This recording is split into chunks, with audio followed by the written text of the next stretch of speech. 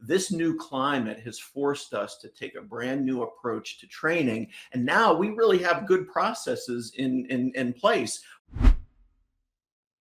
Dr. Mike Cymbor from State College, Pennsylvania, has a really impressive practice group. It's a bit bigger than that of most ODs, but because of what he's learned in staffing his organization, he can help you understand through the conversation we had about how to best address staffing. And wow, did he give me some insights. One of the biggest takeaways is how to think about onboarding and how specialization of staff can actually lead to staff retention. I think you're going to like this one. This is the Think Again podcast.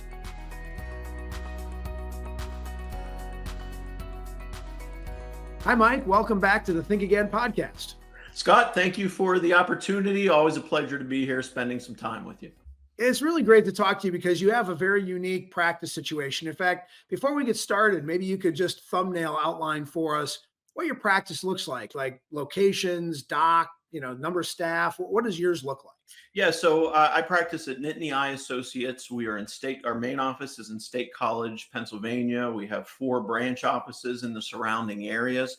We have 12 optometrists. We have 1 ophthalmologist. We have about 50 staff. That always, kind of fluctuates, but that kind of gives, your listeners a sense of where I'm coming from. We're a high volume practice. We expect each optometrist to generate about $1 million, and so it's a fun place to practice. And just from a management perspective, are you and/or a practice manager sort of making decisions on staffing volumes and levels? Yeah, absolutely. And so I'm very much involved in that aspect. I kind of, my title is the lead OD within Nittany Eye Associates. And so I'm very much involved in staffing, management, more of the higher view. We have an office manager who really kind of gets down in the weeds in those things, but she and I meet on a weekly basis and really go through a lot of this stuff. All right. So as you think about staffing, how do you do it? Is staffing relative to your number of doctors? Is it relative to the specialty a practice may have? How do you assign people? How do you think about it, in a relative term? Yeah, and we've gone through different evolutions, and so what we're kind of in now is this mindset is we would, our goal is to maybe have 1 staff for every $200,000 of gross revenue that we make. And so sometimes we're a little higher than that, sometimes we're a little lower, but that's really our goal right now. And so as a percentage, I think the goal is, if we can keep it around 30%, roughly, and sometimes we're below that, sometimes we're a little above that. And what we found is, particularly in the challenges post-COVID, those percentages have crept up a little bit. And so we've noticed that. I think that may be the new standard, but we work really, really hard to try to keep that down. That's really interesting because then at base level, I'm thinking about 5 staff per a doc because you expect the doc to do $1 million, but you also probably can staff, when you go above it a little bit, you're staffing up for practice growth. Yes, exactly. And so that's like that's you put your finger on something really, really important. Is we always want to grow and we always want to build it, and we always have these new ideas and different areas within the practice that we want to get into. And so I think your point is a good one, is that we always want to be a little overstaffed so we can move into new and profitable directions. And anytime there's a new initiative, whether it be myopia control or what have you, we know that's going to be there's going to be a level of inefficiency until we can get it humming and make it profitable. And I can't help but mention that one of the idioms I always had in practice is that even when we're fully staffed, we're always 10% understaffed because of time away, vacation, just all the natural issues that go with it. You never feel like you're really overstaffed. Yeah. And the real challenge in today's climate is the sense, at one point in my career, we would have, maybe of a staff of 50, we'd have maybe one or two people leave a year. Now it's one or two a month. And regardless of how anything we do or how well we treat them, there's just this rotation that occurs now that hasn't in the past. So it's a real challenge for us. So when we talk about sort of staff specialization, I think about ODs who have technicians, Yeah. and then they train those people on the job often because that's a place they want to fill. Not everyone has a community college that has an optometric tech program or something. Right. They cross train them to optical, and that's Yeah. about it. Yes. Yeah. Curious if that is the norm. Yeah, I think it is. I mean, I guess maybe what I would say is that, we're a fairly large practice, so we have challenges. But, I think the challenge in, the one or two doc practices is that I think there's a lot more cross training that occurs in the smaller practices because they have to. And so I think where they may, have a perceived weakness is their everyone can do everything, and that is not necessarily efficient, right? Whereas on our side, we are able to specialize. Like we have, in the sense that we have a call center, we have check in, check out, we have techs, we have opticians, and they're all separate, and there is not as much cross training. And when you are highly specialized, you can be really good at that thing, and that's great. But if someone calls out, then it just throws a whole wrench in our system. So we are actually revisiting this idea of it's good to be specialized because you can be super efficient, but we have to have more cross training in our office so that we have more ability to move people around based on what's happening right then and there in our office. Well, I mean, so that gets into the nuance, right? And to the audience, wherever you are somewhere on that wheel, right? And you get the cross training, starts causing split of attention, Yes. troubles with people paying attention to where they want to be. Then you get specialized and you have to start cross training. So let's talk about specialties in the practice and their impact on what you might do with technicians. You mentioned myopia control earlier.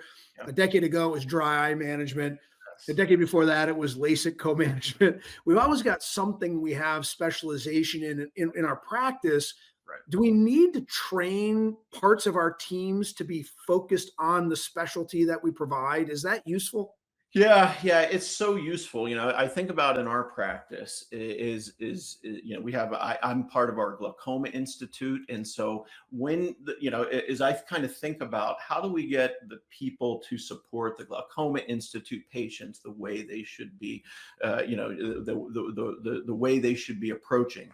Uh, Excellent patient care. And so we kind of pick out our best techs, our techs who really are comfortable having these upper level discussions with patients, but who also can really they're super efficient. They can do nerve OCTs on an 89-year-old patient with dementia, and so we kind of pick the best of the best to specialize, and that's great. But when you do that, you take them out of the other mix, and so there's a cost for doing that. But what we found is, because we have, we're like most offices in the sense that we have some technicians who are just superstars, and we have some technicians that are really good, but they're not necessarily superstars, and they won't be superstars. And so what we found is if you allow some of our superstars to specialize and do upper level, care, that's very rewarding for them, and they're more likely to kind of stay with our practice instead of jumping ship or what have you. And so that's a really good way to reward it. And if I think about my own experience as an optometrist, I love doing primary care, but I also love specialization. And when I have my glaucoma, day, like I really love that. But I would not necessarily want my glaucoma day every single day. So it gives me enough variety to really keep me engaged and interested.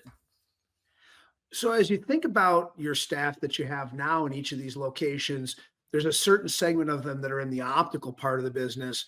And I find that one way that the smaller practice cross trains them is to let them get like the base level pre-testing sequence done in case you need to pull one person from, there or another. Maybe though they're better off being on the other side, the business office side, the ability to track finances and Yes. scheduling and other things. Is there a way to cross train those folks? Is specialty in optical though? It's just better off being an optical. Where do you fall on that one? Yeah, where we fall is that our opticians, they seem to be so crazy busy. And so we've not, we have all these great ideas about like cross training them in other areas. We have not been able to make that Just happen. wall them off. Yeah, exactly. We put them in the hole and they do their thing. Where we've been much more successful is in cross training our call center and our check in, check out. There's quite a bit. In fact, it's now standard that those two are cross trained. So if we hire someone for the call center, we also make part of their training to be check in and check out, and vice versa. Where we've had some success is in our technicians.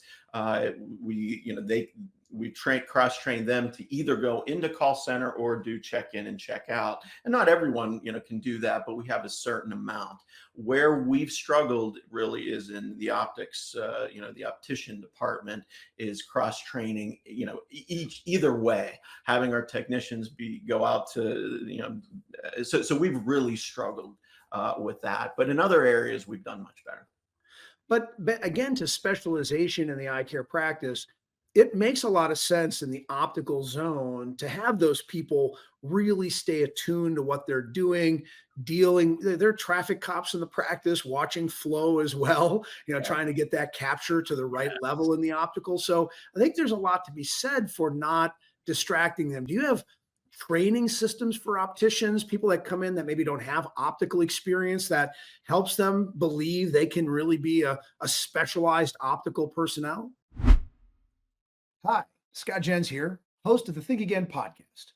GPN Visions aims to help improve your eye care business, and my podcast guests deliver incredible content toward that goal. Make sure you subscribe to GPN Visions and invite your friends too. Do you have training systems for opticians, people that come in that maybe don't have optical experience that helps them believe they can really be a specialized optical personnel? Yeah, we do. We do. We have quite a bit of optician training, and a lot of it is online. And I can't Hmm. tell you exactly, how that's done because our office manager would know that more precisely.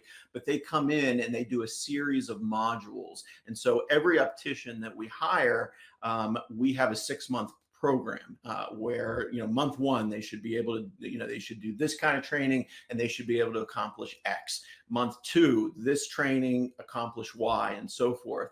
And then at 6 months we want them up and fully functioning as an optician and incredibly efficient. And I would say that in all of the challenges that we have with rotating staffing and staffing leaving and those kind of things, the biggest challenge I find in the eye care space is with opticians.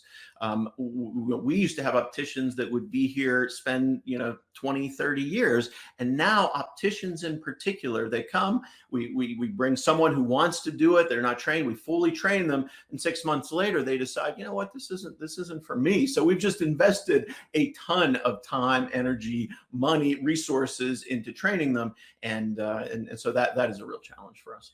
But that doesn't discourage you from continuing to focus on this training system and hoping that the next one is somebody who stays longer. In other words, you don't know, start short circuiting your training system, I would assume. Yeah, you know what? You just put your finger on something really important is there are new challenges that we see in today's climate. But where we were weak in the past was really training. this new climate has forced us to take a brand new approach to training. And now we really have good processes in place where we know, like, I'm not even sure I could tell you a couple years ago, how long it would take to really get an optician up to speed, or at month 3, what they should be doing. Now we know all of those things, both for opticians, for front desk, for call center, for technicians. We have a much better understanding, and we've gotten much better at it. Another place where practices tend to become specialized is in the back office. Now, I know you refer to your call center, and sometimes that's part of the back office. Maybe it represents all of it, but particularly the folks who are in charge of billing, adjudicating claims, making sure that patient statements go out. Sometimes they do deal with our technologies that do patient communications, like our email systems and recall systems.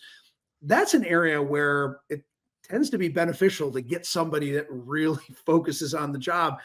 How do you manage the back office as I defined it? Yeah, so revenue cycle management, that's really what you're touching upon, is so important these days. And I remember at one point how inefficient we were at that. And so we had, a couple people kind of in charge of it, but no one really wanted to do claim denials. And so we had, stacks of claim denials sitting there. No one ever would want to get to And it's them. money. I mean, Oh my goodness, it's just sitting there. And so we finally kind of came across an individual who understands these things at a really high level. And so she is our head of revenue cycle management. And so she understands both the vision care side of billing coding, the medical side, the patient pay. And she gives me monthly reports on, hey, this is where we're at. And so this is something that, when I talk to some of my colleagues, I think everyone has a general understanding, but we've been fortunate to get it, to a level that is really precise. And I think, in the same way that pharmacists and pharmacies have become very difficult to deal with, these medical and vision insurances, because they're the intermediary, they have a financial incentive to send us less money, right? And so they make the rules and regulations more difficult, but we can do a really good job, kind of keeping up with the latest rules and regulations, and make sure we're coding both ethically and appropriately. well, as we move to wrap this up, we bring you in as the expert because you have had such an experience at Nittany Eye with the things you've done with staffing. And yet, I know that as our audience is thinking about this, maybe they're thinking about retooling. You've already mentioned once in this conversation that you're also thinking about things in an ongoing manner. Yeah. What would be your last word of advice to a doctor who's got a process in terms of staffing? Maybe it's currently at the point of it's all cross training, or they're thinking about specializing, or vice versa. What would you say to them as they think about this? Yeah, my advice, would be twofold, and that is, through the 27 or 28 years of experience that I've had, I've gone too far on one side where we've had overgeneralization, and I've gone too far on the other side for having over specialization. And I think the magic is somewhere in between, and it's going to be different for every practice based on volume and size and branch offices and all those things. But I think we, as optometrists who are managing our practices, we have to find the right balance. And I don't think I've really come to that realization until recently. The second thing I would say is that, don't view staff coming and going in a completely negative light. Like, because I go to all the trade shows, and I hear the griping, and I may participate in it myself at times. But this new climate has created opportunities for us to really better understand training. And I think we've gotten much better at it. And I think those offices that really commit to it and really understand it are going to be the ones that thrive over the next 5 to 10 years. Those that are still training the old way are going to become obsolete. And so those would be my two pieces of advice. It's great advice. We're not going back to the way it was 10 years ago. And I think that you've given us plenty to think about as we plan for the next version of staffing, whatever that might be. Dr. Mike Cymbor, thank you again for being our guest on today's Think Again podcast. Thank you, Scott. Again, always a pleasure to be part of everything that you're doing here. So thank you. Appreciate it. And that's it for today's Think Again podcast, brought to you by GPN Visions, a peer-to-peer learning community to help grow your eye care business.